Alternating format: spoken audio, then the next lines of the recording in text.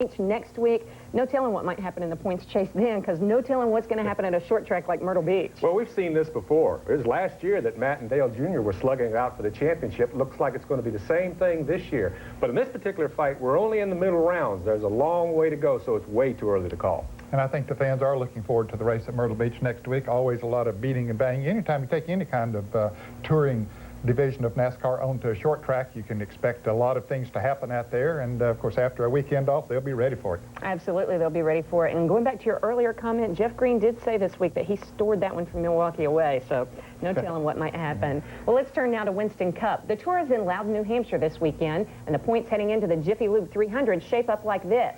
After a popular victory in the Pepsi 400, Dale Jarrett increases his lead to 177 points over Bobby Labonte. Teammates Mark Martin and Jeff Burton take third and fourth, while last year's Cup champ Jeff Gordon maintains fifth. Looking at 6 through 10, Tony Stewart continues to impress the NASCAR world. He shows 79 markers ahead of Dale Earnhardt. Rusty Wallace remains in eighth, while Ward Burton moves over Jeremy Mayfield for the ninth spot. And really, the Winston Cup championship battle is a close one, too, all throughout the top 10 in points. You know, it's a nice set of numbers you put out there, Stephanie, but there's another set of numbers that got these drivers into the positions they are right now. And we're going to take a look at some of those numbers and some of those drivers, and we're going to grade them for you. Some of these guys are honor students. Yeah, we'll see who they are. Of course, that's coming up in the next segment. Long way to go as far as sailing the 1999 Winston Cup Championship is concerned, though. Yeah, it's easy to grade them when you have the numbers from the first half, isn't it? Well, we'll have the grades for some of NASCAR's top stars, as well as the Castrol GTX race preview when we come back. And don't forget, Sunday morning on Inside NASCAR, you'll get all the latest from Loudon, New Hampshire in our weekly track update. Randy Pemberton will bring you up to speed with all the latest news, plus we'll recap the NASCAR Craftsman Truck Series action from Nashville. That's Sunday morning at 10 a.m. Eastern, right here on TNN. Stay with us. You're watching Inside NASCAR.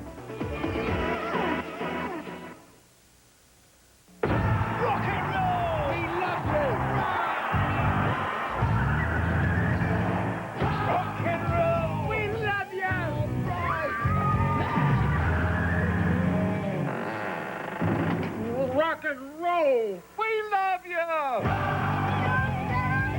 To keep your car rocking, protect your engine with Haviland Formula 3 motor oil. Add more life to your car. Get a free fender cover with case purchase of Haviland Formula 3 motor oil. See store for details. Some things are obvious from the start. Like, things turn out better when you work together. That's why the UAW International Union and General Motors Corporation got together to create programs to improve skills and safety, to educate, to promote teamwork and build better quality cars and trucks. Assembly line to finish line. Teamwork wins. You recognize this? Sure you do. It's $1. You want to know why George Washington looks so ticked off? It's because he remembers when a buck was worth something. Nowadays, you're lucky if you can buy a pair of used socks at a garage sale for under $1. Well, cheer up, Georgie boy. At least you can get all your long-distance calls for only 99 cents. That's right. Just dial 1010-220, and all calls up to 20 minutes are only 99 cents. And just 9 cents a minute after that. No fees, no switching. So if you want to talk up to 20 minutes for only 99 cents, just dial 1010-220 first. In the battle against athlete's foot, you gotta have, boom, tough-actin' Tinactin. Nothing stops the itching, burning, and cracking like clinically proven Tinactin antifungals. They're so tough, they can even prevent athlete's foot. Get boom, tough-actin' Tinactin. Don't try this with Gojo or Fast Orange. Only new Castrol Super Clean Hand Cleaner removes dirt and grease without water and without towels. Maybe those other cleaners should throw in the towel. New Super Clean Hand Cleaner. The biggest secrets in motorsports are now on the internet. Talk to the drivers, get the inside information, see the cars, be first to know. Be the best informed motorsports fan on the planet. Go to www.goracing.com. Home of Speed Mall. Rogaine Extra Strength is proven to work for 4 out of 5 men. I like my chances. Only Rogaine has extra strength, and it's proven to stop hair loss or regrow hair. Rogaine Extra Strength, proven to work. You got feet that sweat for a living, and you get athlete's foot. Smart guys know comfort comes in yellow. New improved Desenex powder, it gets rid of the fungus and absorbs twice as much moisture as Tinactin. Desenex soothes while it cures for comfortable feet. Unwrap the best package of motorsports merchandise, authentic apparel, collectibles, clubs, die-cast games, and more. The largest selection of motorsports merchandise in the universe is at www.goracing.com, home of Speed Mall. This is Inside NASCAR. And now the Castrol GTX Race Preview, the motor oil that provides maximum protection. Castrol GTX. Drive hard. Welcome back to Inside NASCAR here on TNN. I'm Ned Jarrett, along with Stephanie Boyd-Durner and Steve Wade. Well, the NASCAR Winston Cup drivers and teams are at the New Hampshire International Speedway this weekend for running the Jiffy Lube 300, and that's a challenge for the drivers. Oh, absolutely, Ned. This is a quirky little track. The thing about New Hampshire is it's a 1-mile flat track, and the racing surface has a tendency to change throughout the course of the race. What that means is you're probably going to see a lot of chassis adjustments, and that's going to affect pit strategy because the teams will want to do that under caution but won't have that opportunity. They'll have to give up track position and come back from there. It's going to be a tough race. Yeah, and a lot depends on the temperature, how hard the sun's shining down on the asphalt. So what can the drivers expect as they hit New Hampshire International? Here's this week's Castrol GTX Race Preview.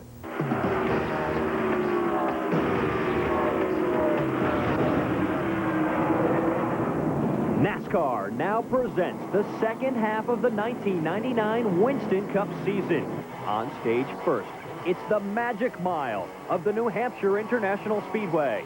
This 1-mile track tends to change a lot right before the team's eyes, so they'll have to watch the performance of the Illusion very closely. Well, really the challenges are the track changes during the day because of the rubber buildup. Qualifying setup and race setup is totally different, two totally separate issues there. And you've got to have everything. You got to handle well, you got to run down the straightaway. It takes a little bit of everything to run well in New Hampshire, so that makes it exceptionally tough. Kenny Wallace will be acting today as the magician's assistant to perhaps take some of the mystery out of making a lap around this flat speedway. You know, you go down that front straightaway and you're going off into turn one, you want to make sure that left front gets right down on that yellow line. You don't want to follow that yellow line, you know, perfectly because it'll bind the car up in the middle. So go out a little bit in the middle of 1 and 2, get you a good shot up off of turn 2. The wall comes up awfully quick, you know, hoping you got a lot of horsepower, drag strip down into turn 3. The most vital part of this racetrack is 3. Some reason, if you get down too low, it unloads it, wiggles the car. Same thing there, though. You don't want to follow that yellow line. You want to go up about a half a car length.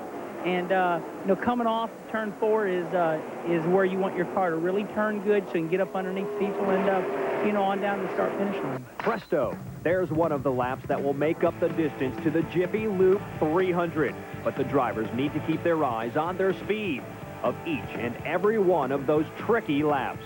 You got some high speed, but then again, you got some really low speed trying to woe that car down and get through the corner. And like I said, the guy that gets on the gas first is the guy that's going to win that race. Or perhaps the crews can wave a magic wand in the pits to win the race, because making that right call is critical for track position. You know, that racetrack is a track where everybody's, you know, you can put on 4 tires, you can put on 2 tires and get the same result. So it's the type of racetrack where, you know, you got to be a card player. You got to put yourself in position with those pit stops at the end to where you're there in good track position. The 43 teams will have to be ready for anything, because even with everything they do know about this track, it could all disappear with a little abracadabra. You know, a lot of things change from year to year and race to race, and adapting to those changes will be imperative if you're going to run well.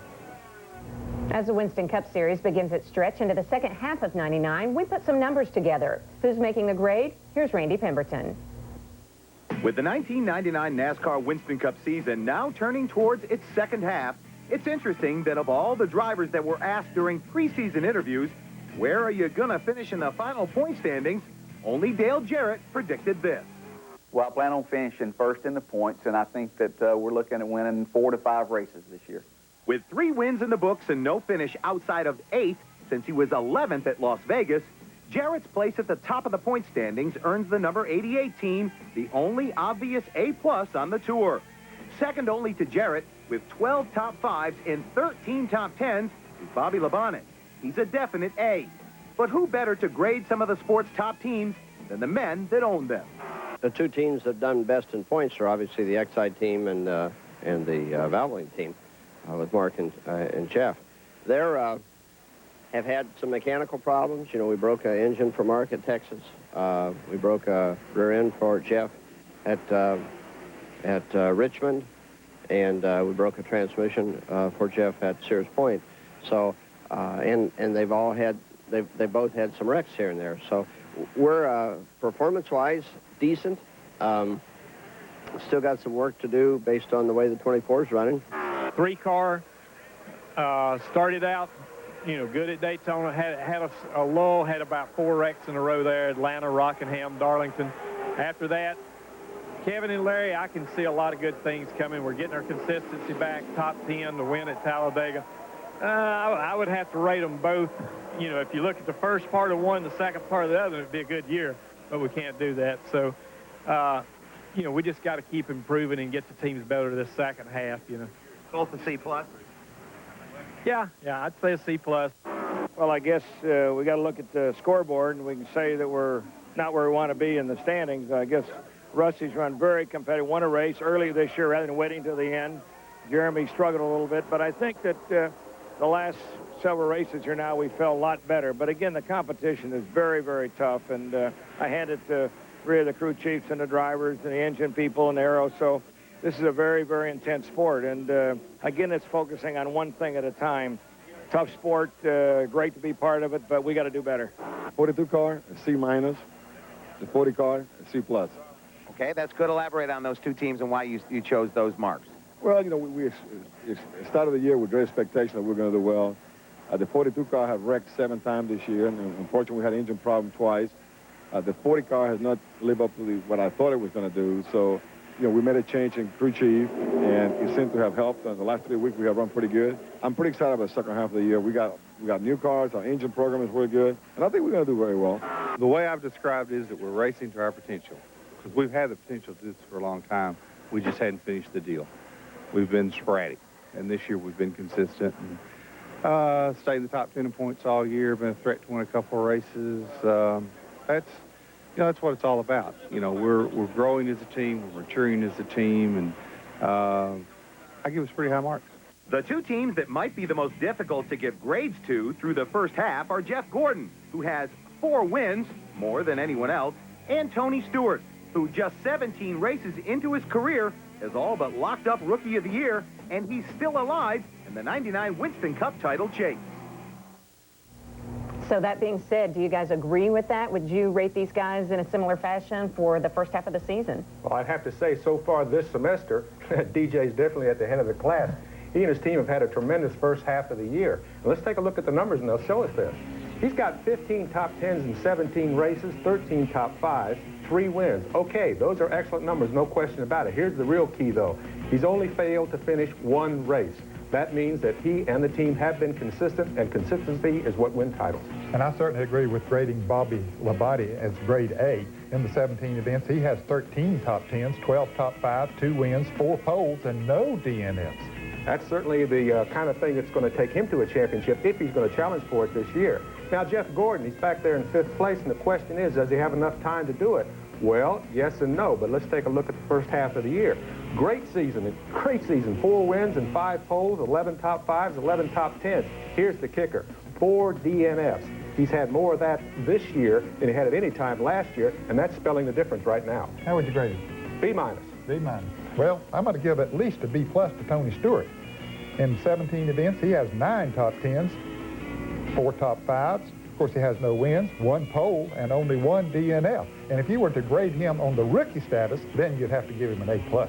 Absolutely. But I want to go back to Jeff Gordon for just a second, because while he does have those 4 wins, I think there's a lot of fans out there who think that this is a terrible season for Jeff Gordon because he has failed to finish more races than is normal for him. Well, certainly it's unusual that he has 4 DNFs, but every race that he's been in, or most every race, he has been very, very competitive, and of course his 4 wins tops everybody. Yeah, he's had such strong performances in 3 out of the last 4 years, or heck, all 4 of them, that when there is a little bit of a stumble, everybody seems to ask, what's wrong with Jeff Gordon? What's wrong with Jeff Gordon? There's nothing wrong with Jeff Gordon. This is a great season. The only difference is the 4 DNFs. He has not been as consistent as DJ and his guys. Let's make the difference right there. And therein lies the next question. Everybody wants to know, can Gordon still come along and contend with Dale Jarrett to win this championship? He can still win it, yes. He can be a contender, and I expect him to be a contender down near the end. But let's take a look at some of the numbers that maybe can help him to do that. Okay, there's 17 races remaining on the schedule this year. Of course, many of the tracks they have already run one race. And so what we have done here, we have given DJ the same finish in those races that he had in the first time around at those tracks. Now, where they have not been so far this year, we look back at the 1998 stats and gave him the finish there. Now, there's a new race, of course, at the new Miami Homestead track this year, and we gave him the Indianapolis finish there, which was 16th, and it came out to an average finish of 7th. Okay, let's assume he finishes with an average finish of 7th. Now, what does that mean to Jeff Gordon? What does Jeff Gordon have to do to overtake DJ if that's the case? Well, let's look at some numbers. If he's to win every race, all 17 races for the remainder of the year, which if he does, by the way, let's all retire, he'll earn an average of 180 points. That includes bonus points. So the total he'll gain will be 3,060. He currently has 2,280 points, and the total will be 5,340. Now, factoring in DJ's average of 7th place for the rest of the year, his total points is 5,156. Now, Gordon, by winning every race, would win the title by 184 points. But like I said, if he wins every race, let's all quit. Yeah, this is very hypothetical. Absolutely hypothetical. Okay, so if we're going to be hypothetical, what about if he finishes 2nd? Well, if Jeff Gordon finishes 2nd in every race, I think it's time for us to retire as well. But let's take a look at these numbers, shall we? If he finishes 2nd in every race, which is the points earned average 170 points, the total gain is 2,890.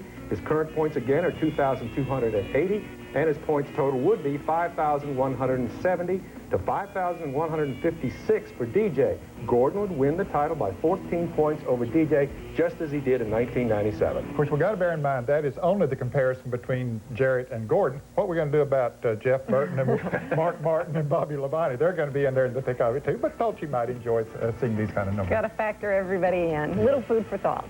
Well, when we come back from this break, we'll take a closer look at the sophomore jinx. Plus, a little later, you'll go one-on-one with NASCAR Craftsman Truck Series driver Rick Corelli. We'll be right back.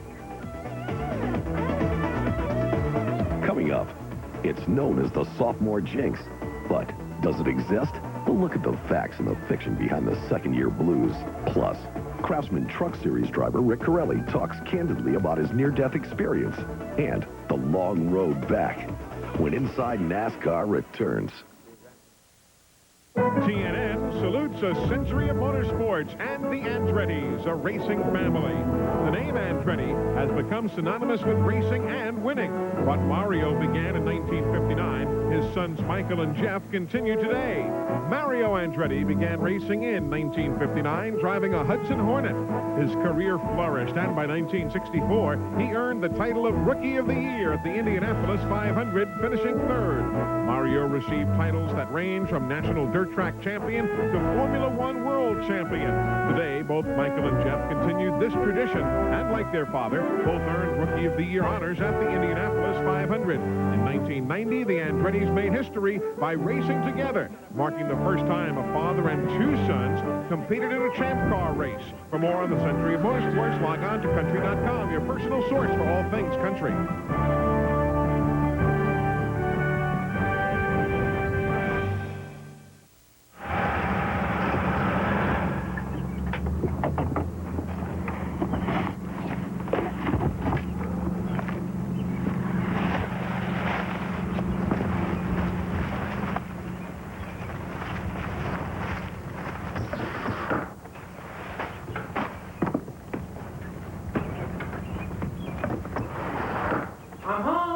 The Jiffy Lube 300, Sunday at 1 Eastern on TNN. Hey, you just paid too much for that new television, and you probably threw out the old one when it still worked. You could have donated it to a community recycling center and given someone else the chance to buy it and prevent it from going to waste in some landfill.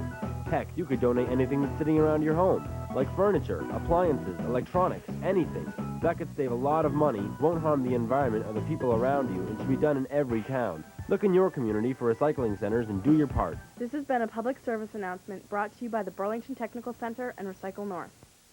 Looking for building materials and supplies? There's no need to travel for miles to save a buck. You can get everything you want right here at Goodrow Lumber. They treat every customer as if it were their only customer. You'll get the help you need and the personalized service you deserve. Goodrow has an extensive selection of building materials, including pressure-treated lumber, roofing, windows, and doors. Goodrow Lumber, your neighborhood building supply store, located at the intersection of Route 7, 116, and 125 in East Middlebury.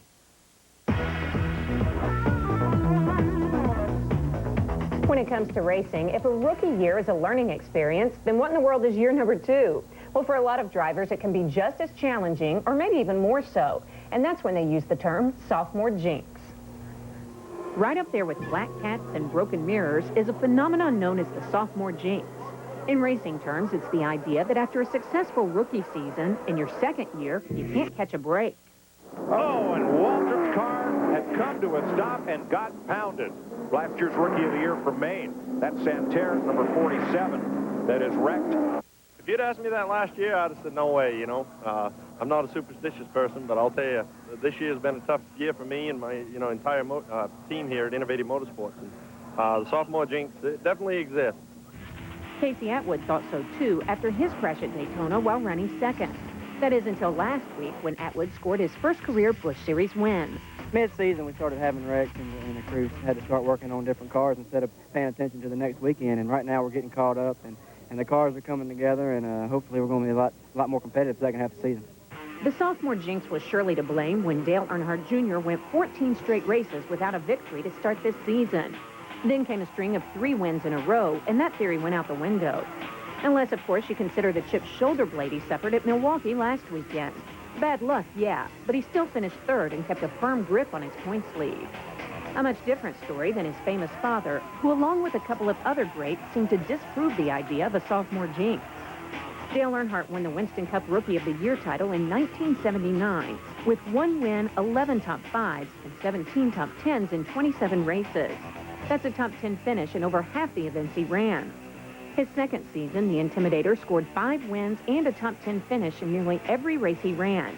He won his first of 7 championships that year. 7-time champion Richard Petty was Rookie of the Year in 1959. His second season brought 3 wins and a top 10 in 3/4 of the races he ran. He finished second in points. Fast forward to 1994, the sophomore campaign for 93's Rookie of the Year, Jeff Gordon. Out of the box, he won what was then the Busch Clash, finished 4th in the Daytona 500, before going on to score his first series victory in the Coke 600 and a wildly popular win in front of his home state fans in the inaugural Brickyard 400. But compared to guys ahead of him in the current Winston Cup standings, Gordon is more the exception than the rule. Leader Dale Jarrett drove for 4 different owners in his second season of Winston Cup, and most surprisingly had 14 DNFs in 29 starts. That's roughly half. Bobby Labonte dropped from 6 top 10s in his rookie year to only 2 in his second campaign. Besides that, he dropped 2 spots in points and lost his sponsor at the end of that year. The good news for him, the next year he moved to Joe Gibbs Racing. For Jeff Burton, he only scored 2 top 10s in year number 2 and dropped 8 positions in points from his rookie season, all the way back to 32nd. Much like Labonte, though, he got picked up by Jack Roush at the end of that year. But the biggest hit of today's top 5 in points went to none other than Mark Martin. A racing prodigy when he joined the Winston Cup Series in '82, the 1983 season saw him run only 16 events for 4 different owners, scoring 8 DNFs along the way. He eventually packed up and went back home before returning to Cup 5 years later with Jack Roush in 1988. So how does all that fare for today's new stars? Well, last year's Rookie of the Year, Kenny Irwin, is already learning that the second year can be tough, but can definitely turn around. As for the guy who was supposed to be his biggest competition last year, he figures the sophomore jinx can't be nearly as bad as the freshman one he suffered. Yeah, I'm going to say that I hopefully got all of my jinx, all of my injuries, everything bad that's associated with racing all out of the way in my first half of my Winston Cup career. So, like I said, this year compared to last year, this year has been a hell of a lot more enjoyable. Okay, so we've heard about a sophomore jinx for years, and as we saw, apparently sometimes that may be the case, but in other cases, not necessarily a sophomore jinx. Where did the idea come from? Well, you know, the sophomore jinx is not alone in motorsports. It's all over professional sports. I think what causes it is you get a first-year performer who performs above expectations. So obviously people expect more out of that performer in the second year. And even though they might have a good year, if it doesn't come up to those expectations, somebody just says, well, golly, he was jinxed by that second year, and that's pretty much how it got involved. Well, that's not exactly what happened to you, is it, Ned? You had a good second year, won a championship your second year. Well, we were pretty lucky, no question about it. Of course, we had a good team and ran good most of the time. Well, if you'll bear with me just a little bit, can we take a look at your stats? Because in your first season, that was 1960, you did win 5 races your first season in NASCAR competition, Winston Cup, I guess they call it now. But you were 5th in points that year, 40 starts, 20 top 5s and 26 top 10s. Now, the next year didn't win as many races, only won 1 race in 1961, but in 46 starts, 23 top 5s, 34 top 10s, and that's all you need to win a championship. Well, you got to be consistent still today to win championships. Of course, we wanted to win more races than we did that year, having won only 1 race, but, you know, we took it the way it came. No sophomore jinx for you. No. Well, I've got the mother of all sophomore jinxes. This is a classic story. Back in 1974, there was a Canadian named Earl Ross who drove a second car for Junior Johnson as a teammate to Cale Yarborough. Now, he entered 21 races for Junior, and believe it or not, as a rookie, he won a race. He won a race at Martinsville. Of course, he ran away with the rookie title. Well, it turned out that Carling Brewery, which supported Junior that year, pulled out at the end of that year, and so Earl Ross was gone. Over the next 2 years, 75 and 76, he raced only 1 time in each year and then was never heard from again. Now, that's going from the penthouse to the outhouse. There's the sophomore jinx. Absolutely. And I guess with the kind of year that Tony Stewart's having this year, he's hoping that there's no sophomore jinx for him next year either. Yeah. Time for a quick break. When we come back, we'll check in with Rick Corelli. The NASCAR Craftsman Truck Series driver is on the mend after his horrifying wreck in Memphis. That and more when we come back. NASCAR rocks on the road with the Allman Brothers Band. Catch the summer concert tour and festival through September. Check it out. Johnny, are you crazy? I gotta save her. I'm telling your mother. Johnny! I got him. Oh, thank goodness. Johnny, could I have yours? And right now, when you twist off the caps or look inside specially marked packages of Dr. Pepper, you could win one of millions of prizes. This is my car! Maybe even a Dr. Pepper race car. Yes! Just because you're in front doesn't mean you sit back and watch the others try and catch up. If you can make a great thing better, you do it. And that's what they've done with new Mobil 1 Tri-Synthetic. That's a bit of a mouthful, but basically it means new Mobil 1 protects against engine wear better than ever before. Helps your anti-pollution gear work better too. For me, using anything less just isn't an option. Nothing outperforms Mobil 1. Who can ever forget his very first Lionel train? To many, it was a love that lasted a lifetime. Throughout the 20th century, the joy of Lionel trains has delighted each new generation. From the Great Depression and several wars to space exploration and the computer age. And now, we're pleased to introduce the 100th anniversary limited edition Lionel train clock. You'll watch with delight as the old-fashioned train chugs its way around the clock face. And you'll be amazed at the authentic railroad sounds that note each passing hour. There's even a special light sensor that turns the sound effects off at night. And just look at the wonderful built-in scenery. You'll marvel at the attention to detail that's gone into this unique clock. From its turn-of-the-century wood-grain numerals to its railroad crossing hands and distinctive inner track design, the 100th anniversary Lionel train clock is sure to become a collector's item, as cherished as classic Lionel trains themselves. It's functional, too. The battery-operated quartz movement assures timepiece accuracy. If you've ever enjoyed playing with trains, if the memory of an old train set fills you with nostalgia, then this is one keepsake you're sure to treasure. It'll make a striking addition to your playroom, den, or kitchen. And what a great gift idea! Each clock comes with an individually numbered anniversary certification card of authenticity that promises to be a sought-after collectible in its own right. The Lionel train clock and the anniversary certification card are yours for only $19.95. Guaranteed to delight you or your money back.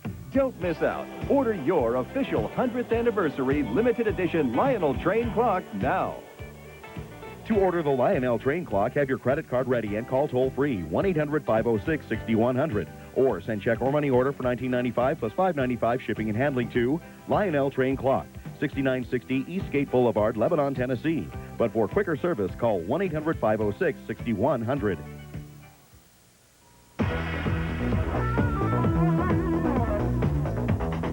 Since As Rick Corelli joined the NASCAR Craftsman Truck Series in 1996, he's racked up a total of 40 top 10s and 13 top 5 finishes, including 3 victories. With that in mind, Corelli looked at 1999 as the year to vie for the Truck Series crown. But as Mike Massaro explains, the Colorado native was forced into a sudden change of plans.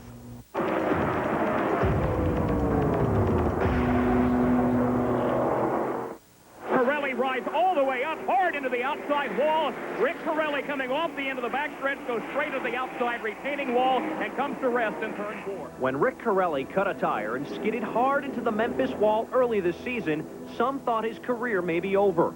Multiple head injuries, including a cracked skull, kept the 44-year-old veteran hospitalized for 10 days. But now, only 2 months after his career and life-threatening crash, Corelli is on the mend and back at the racetrack. I remember the whole accident. I remember, the start of the race. I remember I let Blisk get down. I remember Bobby Hamilton spinning out. I remember stopping to miss him. I remember the restart when I ran into the back of Lance Norrig. I remember my spotter telling me to pit. I said, let's carry it on 1 more lap or 2 more laps. And then I remember going down the back straightaway and those little ripples there at the racetrack. And I remember the right front falling down is what I remember. And I remember hitting the wall.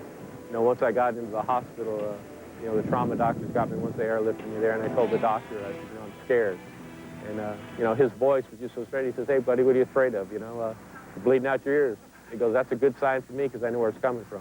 I mean, his voice was so soothing to me, it just calmed me right down. And I remember they were trying to get me in the CAT scan to do some x-rays of me and my injuries. And once he said that, it's like my body just chilled out. I mean, I can't explain it why or how come. And I said a few things, oh, God, whatever it is, don't let me lose my children. And that was like it. Upon impact, the NASCAR Craftsman Truck Series was stunned. One of its brightest stars and original heroes was sidelined for an undetermined amount of time. It was then that the series, defined as tough trucks, tough drivers, proved it also has a soft heart. I've had thousands and thousands of cards and letters and fruit baskets. And, I remember Ron Hornaday came there. I remember Rick Wren was there, when I was growing up. I was pretty sick there for a while. And a lot of guys, Jimmy Hensley and his whole crew stopped by before they were going to Pikes Peak. My old crew chief, Joe Garone, came down and spent some time with me. Todd Barrier from the 3 truck stayed with my wife for 3 or 4 days. And it's overwhelming. I mean, you don't really realize, the situation you're in until that's there. And my wife just told me, in front of the hospital, so many people were there. And I remember she said Greg Biffle was there after winning the race, instead of celebrating, him and Jack Roush were out there in front. And that meant a lot to me. A lingering eye injury has relegated the High Plains drifter to the broadcast booth for the time being, and even the most ambitious plans won't have him completely back until September. But already, the long layoff has taken a toll on the RE/MAX team. Attempting to fill Corelli's seat, owner Marshall Chesrown hired Randy Renfro. However, after 3 subpar performances, the team has shelved the operation. Our team is sort of like a family team, I mean, I'm a big part of our team to make it happen, and a lot of the guys were just, I think a lot of guys were still hurt, strapped, and they're still cracked over the accident. We just felt like at the time everything needed to stop, and that was his decision, and he says, I'm going to park it. It's costing us money to bring it out here, and let's just put it better till you get better, and then we'll go racing. For a driver who has competed in every Truck Series race since its 1995 inception, watching is the hardest part. But for Rick Corelli, there is comfort knowing his ride will be waiting when he's ready to return. You really know where you're at when everything's down in the dumps. So, first thing my boss told me is don't worry about a thing, just go forward, So, ever since that conversation we had when I got home, I've gone forward, We're getting a new house. I'll get a chance to move in it here shortly, so life isn't going to stop for Rick Corelli, and we're going to go forward. Now, how many times over the years have we seen determined race drivers struggle to come back from injury to get back into the sport they love? That's certainly what Rick Corelli intends to do right now, and I hope he's successful at it. I hope he does too, Steve. He's a great guy, good for the sport of auto racing, and get well soon, Rick.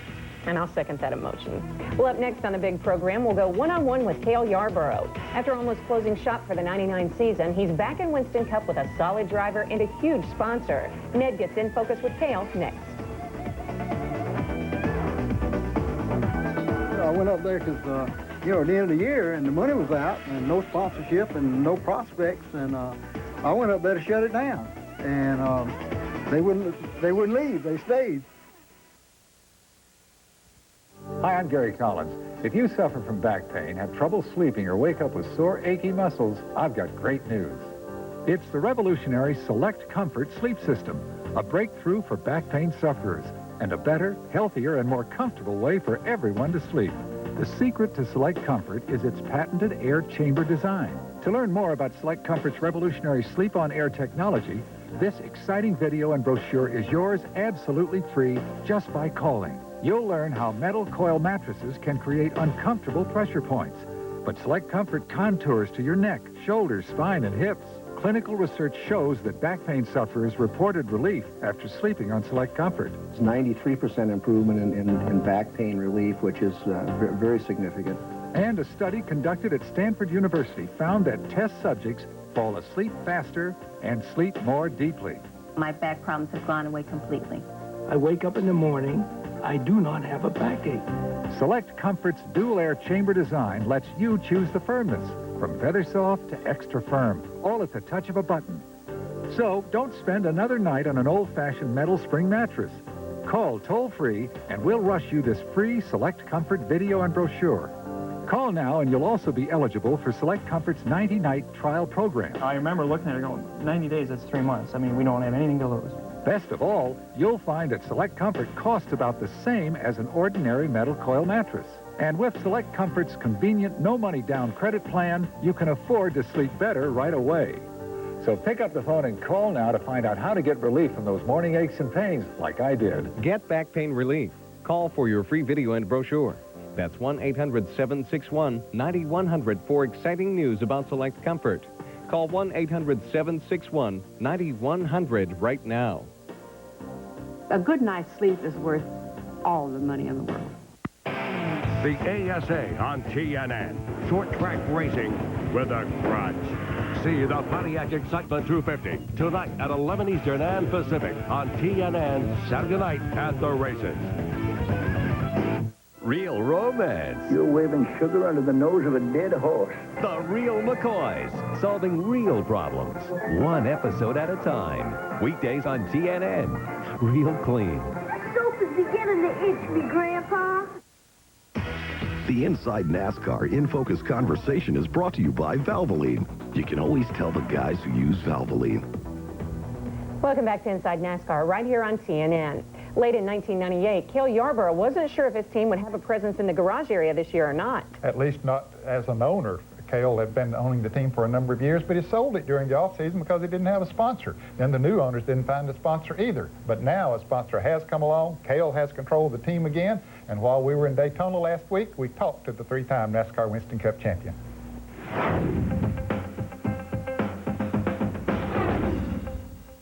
And I've had this team to the top of the mountain several times, and something always happens, and we slide back down the other side. But I think with this Universal Studios, Woody Woodpecker deal, I believe we can get back to the top and stay there this time. How tough has it been on you, being such a competitive type of an individual, and then to get to the top of that mountain and then have to fall back down again? It's been tough. Of course, we've all done that, Ned. We, you know, anybody that's been in this sport or has had that to happen to them several times. I'm sure you had it happen to you, and most everybody has too. But what's kept you and me and the people that are involved in this sport is we never gave up. We just kept clawing back, trying to get another toehold on that mountain and get back up. But I'm gonna tell you, it's been several times that I have wondered why, but I'm glad I've stuck it out. Now, there was a time when you didn't know if there was going to be a Cale Yarborough Motorsports, but you couldn't, those guys wouldn't leave. They wouldn't leave. I never saw anything like it. I went up there because, you know, at the end of the year, and the money was out, and no sponsorship, and no prospects, and I went up there to shut it down. And they wouldn't leave. They stayed. So it just tells you how much loyalty they have had with me, because they've been with me for a long time, and I just thank the world and all of them, and I appreciate that very much, because they're the reason I'm back here today. Because if they had walked out when I went up there today to close the doors, Cale Yarborough would have been gone. You seem to have found a driver there that fits Cale Yarbur's mold. I love Rick Mast to death. He's a great guy and a heck of a race driver. And Rick has suffered through the hard times so far this season, and I just hope we can turn this thing. Not only Rick, Nick, as I say, I think a lot of Rick, but the guys with my race team, especially the engine department, Tony and Bob, they have suffered through this thing too, but they were loyal. They stayed with me and kept the team together, and we got a good race team, and I want this thing to work for them and for Rick. So and me too, but I want it to work for all of us. As you look back over your career, outstanding to say the least, are there a couple of things that stands out in your mind that mean more than other things? I was born and raised not too far from Darlington, and they built that racetrack there in Darlington, and I was a young kid, and I just dreamed of one day competing in the Southern 500, and my dreams came through, and not only competed, I'm still the only 5-time winner of the Southern 500, but winning that 1968 Southern 500 was the greatest thing ever happened to me in my life. It was right there at home. It's what I had dreamed of from the time I was a kid, and of course, there's been a lot of other things, too. I'm very fortunate. I had a good career, and thank the good Lord for it. Now, how about on the downside? Are there disappointments that stand out above others? Oh, yeah, there are a lot of disappointments. Probably more disappointments than anything else, because you want to win every race, but you can't win them all. And you're just thankful for the ones you did win. I had some disappointing times in the '79 race here with Donnie.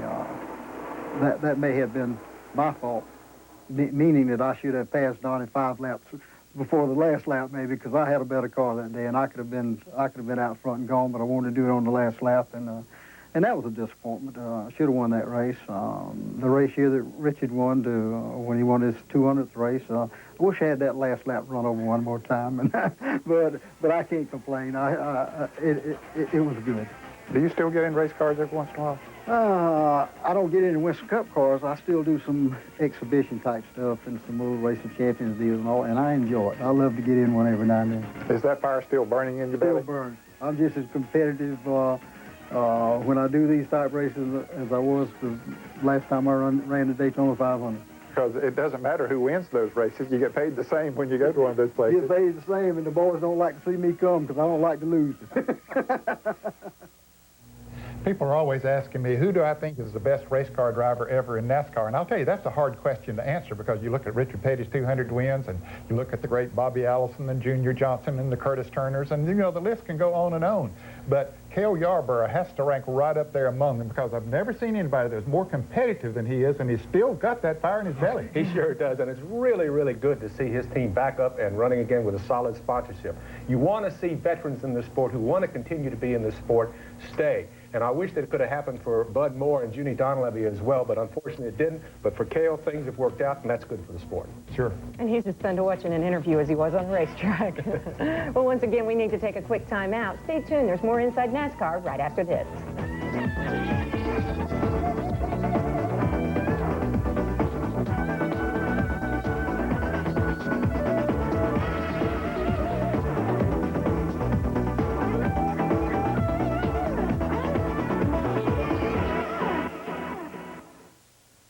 You recognize this?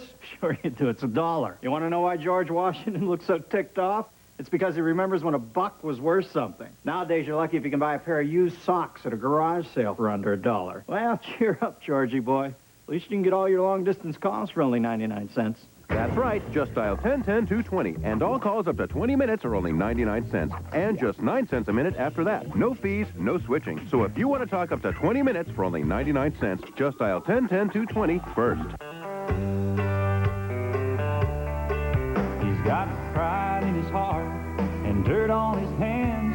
There's one place to find a hard-working man. Ford Country, look at that truck. Ford Country, built Ford tough. Ford Country, when the work gets done. Ford Country, the whole world's Ford Country. Mobil 1 came along, other oil companies had tried to copy it to make a synthetic of their own. But if you take a look at how a copycat performs after some hard miles and compare it to new Mobil 1, it's obvious that all synthetics aren't alike. Today's Mobil 1 is tri-synthetic. It won't sludge up on you. It'll actually make your engine run smoother. The other stuff, not in my car. Nothing outperforms Mobil 1.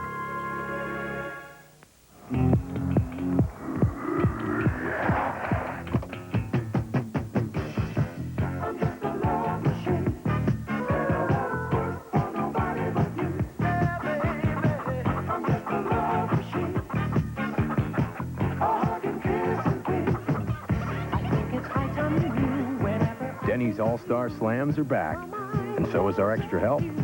Both by popular demand. Brett Bodine doesn't just drive for Gold Bond. 3 hours in a race car? Man, you need Gold Bond. Triple Action Gold Bond absorbs, refreshes, and soothes. Gold Bond keeps me cool and refreshed. If Gold Bond works in these conditions, think what it can do for you. Don't try this with Gojo or Fast Orange. Only new Castrol Super Clean Hand Cleaner removes dirt and grease without water and without towels. Maybe those other cleaners should throw in the towel. New Super Clean Hand Cleaner. You got feet that sweat for a living, and you get athlete's foot. Smart guys know comfort comes in yellow. New improved Desinex powder, it gets rid of the fungus and absorbs twice as much moisture as Tenactin. Desinex soothes while it cures for comfortable feet. Rogaine Extra Strength is proven to work for 4 out of 5 men. I like my chances. Only Rogaine has extra strength, and it's proven to stop hair loss or regrow hair. Rogaine Extra Strength, proven to work. The Inside NASCAR mailbox is brought to you by NASCAR Winston Cup Scene. Our question this week is from Randy Bumgarner of Hickory, North Carolina. How is the fuel used for race cars different than what we buy at the pump? Randy, thanks for writing in. Your question about our race gas is that this gas has lead in it, which is illegal to be used on the street, and it can only be used in a race car. It also contains a lot of water inhibitors, which keeps the engines from vapor locking through the hot summer race days. Thanks, Randy, for your question.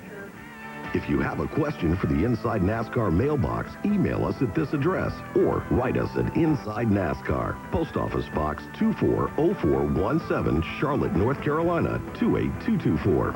If we use your question on the air, you'll receive a 1-year subscription to NASCAR Winston Cup Scene, the nation's largest weekly automotive racing newspaper, and a cap and shirt from Chase Authentics, the authentic trackside apparel of NASCAR. Well, as usual, we use our final seconds here to kind of talk about the upcoming event. What are your final thoughts heading into Loudon? I think that they're going to have to beat Jeff Burton if anybody expects to win this race. He is very, very good on that racetrack. Yeah, and it's a very tricky racetrack. You're going to see a lot of chassis adjustments and things going on that I think Jeff Gordon, who's got probably the best record so far at Loudon, is going to give Burton all he can handle. Okay. There you go from the experts. Well, that's going to do it for yet another edition of Inside NASCAR. Thanks for tuning in and enjoy your racing weekend right here on TNN.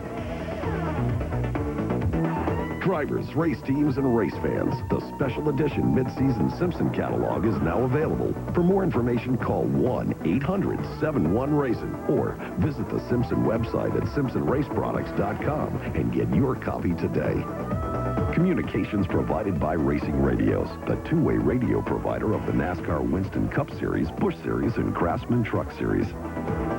Featherlight, the official luxury motor coach of NASCAR, CART, IRL, and NHRA. Remember to call Featherlight for all your motor coach and trailer needs at 800-800-1230. Roller Jam, next on TNN.